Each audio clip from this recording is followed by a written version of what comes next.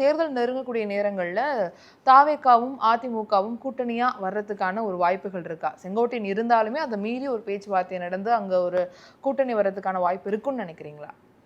இந்த இப்போ இவ்வளவு நிகழ்ந்ததுக்கு பிறகு அது நடக்குமாங்கிறது எனக்கு தெரியல. அதாவது அந்த அளவுக்கு அது வாய்ப்பு இப்போதைக்கு அந்த வாய்ப்பு இருக்கிறதாக நான் போஸ்ட் எலெக்ஷன் ஒரு அண்டர்ஸ்டாண்டிங் வரலாம். ஓகே, தேர்தல் முடிந்ததுக்கு பிறகு ஒரு மாதிரி ஹங் அசம்பிளி வருதுன்னு வச்சுப்போம், ஒரு பேச்சுக்கு சொல்கிறேன்.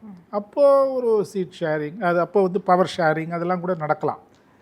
ஆனால் இந்த ஒரு ஏனென்றால் அவரை இப்போ சிஎம்மாக ஏன்னா அவங்க சொல்கிறது அவரை முதல்வராக ஏற்றுக்கொண்டு எங்கள் கூட்டணியில் வருதுன்னா வாங்க அப்படின்றத அவங்க சொல்கிறாங்க. அவங்களுடைய மெயின் த்ரஸ்ட் பார்த்திங்கன்னா விஜய் தான் சிஎம் கேண்டிடேட், அதை நீங்கள் அக்செப்ட் பண்ணிட்டு யாராவது சேருதுன்னா சேருங்கன்னு சொல்கிறாங்க.